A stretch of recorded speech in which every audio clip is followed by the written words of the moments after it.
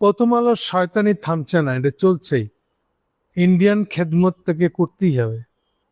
গত 3-4 দিন ধরে সেনাবাহিনীর কিছু 2016 সাল থেকে কিছু ডিজিএফআই প্রধান পদে যারা কাজ করেছেন তাদের সকলের বিরুদ্ধে একটা গ্রেপ্তারি পরোয়ানা জারি হয়েছে।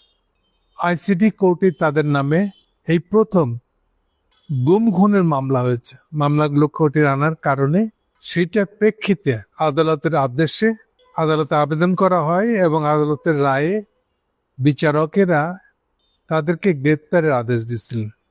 সে আদেশ নিয়ে বাংলাদেশের সমাজে হইচই, মাঝখানে সপ্তাহে 2 দিনের সাপ্তাহিক ছুটি, এসব মিলে হয়তো 4 দিন ধরে এই অবস্থা চলতেছে। এই 4 দিনে এইসব প্রসঙ্গ নিয়ে কোনো রিপোর্ট কথা বলতে নাই। আজকে তারা একটা রিপোর্ট করছে, কি করে এটাতে প্যাচ লাগা দেওয়া যায়।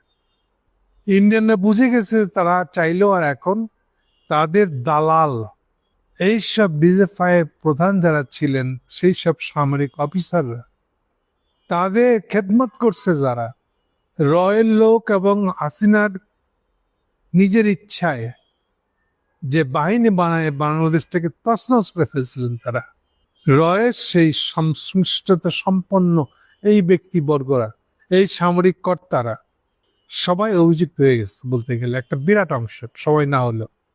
এইটা একদিন প্রথম আলো চুপচাপ বসে বসে ঘাপটি মেরে দেখতেছিল, আজকে ফুটে বেরিয়েছে সেখান থেকে। ফেটে বেরিয়ে একটা প্যাচ লাগানোর বক্তব্য আনছে। হেডলাইন হলো কর্মকর্তাদের সেনা হেফাজতে রেখেই ট্রাইব্যুনালে আনা নেওয়ার চিন্তা। এই যে হেডলাইনটা করলো, এই চিন্তাটা কাদের? আর এই ধরনের চিন্তা যে তাদের আছে তা প্রথম আলো জানলো কি করে? অর্থাৎ সোজা বাংলায় বললে যে কোনো জার্নালিজমে জার্নালিস্টিক রিপোর্ট সেটাই রিপোর্ট হবে, তখনই সেটা রিপোর্ট হবে, তখন সেটা মিনিংফুল হবে যখন আপনি সোর্স পরিষ্কার করে রাখবেন। আপনি প্রথম আলো মতিউর রহমান কেমনে জানলেন যে এই ধরনের চিন্তা ভাবনা ওখানে হচ্ছে? উত্তর দেন। আছে না? পরে কি বলছেন? সেনাবাহিনী নিজেদের হেফাজতে রাখতে চায়। সেনাবাহিনী মানে? সেনাবাহিনী বলতে কে? এটা হোল সেনাবাহিনী? প্রমাণ হোল সেনাবাহিনী রাখতে চাইছে। এটা কি ওয়াকারের সিদ্ধান্ত? 2-4টা জেনারেল যারা রয়ের ঘনিষ্ঠ হয়ে কাজ করেছে তারা সেনাবাহিনী বলে একটা শব্দ দিয়ে সবাইকে ডেকে দিচ্ছেন কেন? সেনাবাহিনী কথার মানে কি? ব্যাখ্যা দিলেন না। এই সেনাবাহিনী শব্দের আড়ালে নিজের স্বার্থের কথাটা ওর ফাঁক দিয়ে চালাই দিলেন। সেনাবাহিনী নিজেদের হেফাজতে রাখতে চায়। সেনাবাহিনীটা কে বলতে হবে তো। এটা কি ওয়াকারের ইচ্ছা? যারা ওয়াকারের নামে যে ওয়ারেন্ট আসন্ন সে সম্পর্কে যারা ওয়াকারকে সাবধান করেছে, তার মুভমেন্ট সীমিত করতে বলেছে, তারা এই সিদ্ধান্ত সেনাবাহিনীতে পৌঁছানোর পরে সেনাবাহিনীর সিনিয়র অফিসাররা যাদের বোধহয় গোটা 50 জেনারেলই ছিল, তারা একটা মিটিং করছে। সেখান থেকে কোনো সিদ্ধান্ত হয়েছে এই ধরনের তারা হেফাজতে রাখতে চায়? আছে কোনো প্রমাণ? তার কোনো কিছু দিচ্ছেন না আপনি, অর্থাৎ আপনার সোর্স নেই। এই কথাটা বলছে কে? শুধু তাই না, আরো আছে। সেনা কর্তৃপক্ষ, এবার আরেকটা শব্দ ইউজ করছে, সেনা কর্তৃপক্ষ একটা ভাবনা হচ্ছে, কিন্তু ভাবনা হচ্ছে বিচার শেষ না পর্যন্ত আসামি হওয়া এসব কর্মকর্তাদের সেনা হেফাজতে থাকতে হবে। এই সেনা কর্তৃপক্ষটাকে আবার একটা শয়তানি করতেছেন আপনি।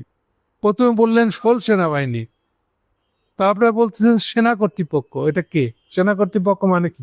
Army chief? আর্মি চিফ ওই মিটিং এ কোনো কথাই বলেন নাই। চ্যালেঞ্জ করলাম, আপনি প্রমাণ করেন এটা। আর এসব ভুয়া শব্দ কেন ব্যবহার করতেছে? সেনা কর্তৃপক্ষ, সেনাবাহিনী, এসব কেন বলতেছেন আপনি? তার মানে আপনার কাছে কোনো সোর্স নেই। ওই মিটিং এ এমন কোনো সিদ্ধান্ত হয় নাই, এবং ওই মিটিং এ যেরকম কোনো সিদ্ধান্তই হয় নাই তার সুনির্দিষ্ট প্রমাণ হলো গতকালকে সেনাবাহিনী কি করেছে এটা প্রথম আলোর না জানা থাকতে পারে, রেদার না চেয়ে এটা একটা উল্টা ব্যাখ্যা দিতে চাইতে পারে রয়ের ইচ্ছা অনুযায়ী, কিন্তু অ্যাকচুয়ালি তাদের ব্যাখ্যা কি সেটা প্রকাশিত হয়েছে মেজর জেনারেল হাকিম, যিনি ফর্মালি পাবলিককে জানিয়ে একটা আর্মি সিদ্ধান্তটা প্রকাশ করছে সাংবাদিক সম্মেলন দিকে আনুষ্ঠানিকভাবে। উনি এই ব্রিফিং মিটিং এ কোথাও বলছেন এই কথা? আমরা সেনা হেফাজতে রাখতে চাই, তাহলে এই সেনা হেফাজতে রাখতে চাই বক্তব্য কোথায় পেলেন আপনি? দালালি করেন রে? আপনাকে এতবার বলার পরে আপনাদের খুশি হয় না? দালালি করতেই হবে আপনাকে। আমি বারবার বলতেছি, ইনসাফ ন্যায়ের পক্ষে থাকেন, সাধারণভাবে ইনসাফ ন্যায়ের পক্ষে থাকেন, জনগণের পক্ষে থাকেন, দেশের আইন কানুনের পক্ষে থাকেন। আপনারা শুনছেন না কিন্তু।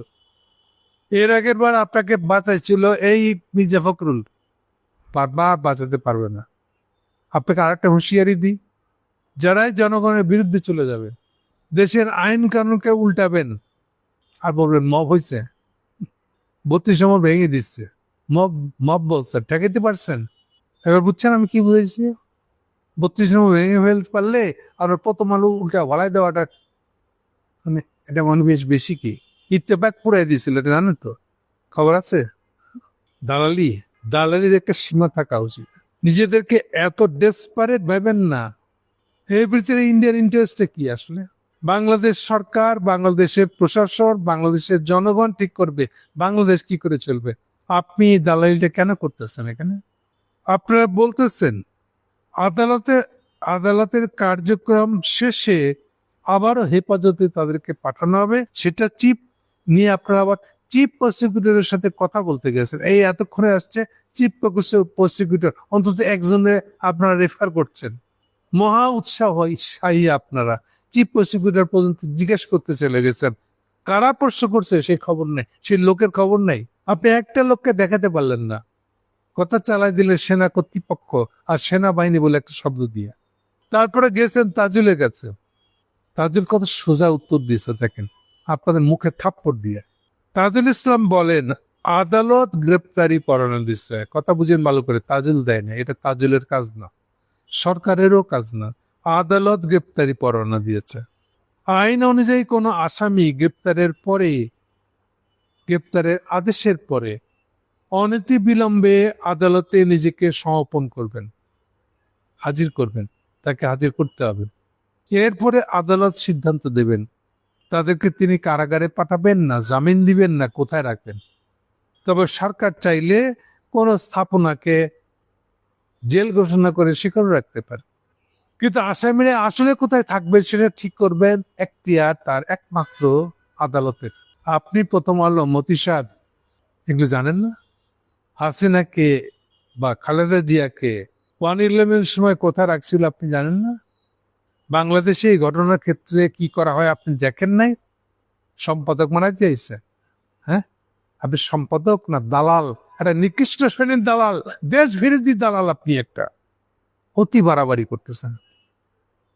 যারা গুম খুন করছে 16 সাল থেকে তাদেরকে আটকে রাখছে, মারা গেছে না বেঁচে আছে কেউ জানে না, বাইরে একটা খবরও দিতে দেন নাই। যাদেরকে মেরে বেড়িগঙ্গা ফালা দিচ্ছে তাদের কথা তো আনেই নেই এখন। কেবলমাত্র 2টা মামলা নিয়ে আসছে, একটা হলো ব্রিগেডিয়ার আজমির, আর একটা হলো মীর কাসেম আলীর ছেলে ব্যারিস্টার আনমানের মামলা। তারা কেউ বাইরে জানাতে পারে নাই যে তারা বেঁচে আছে না মরে আছে। তারা সবাই মুক্ত হয়েছেন হাসিনাকে উৎখাতের পরে। আপনি এর ওজন বুঝেন? আপনার কোন সন্তানকে আটকে রাখলে আপনার কেমন হতো? হয়েছেন আপনার সন্তান কি অবস্থা হয়েছে আপনি বুঝেন না?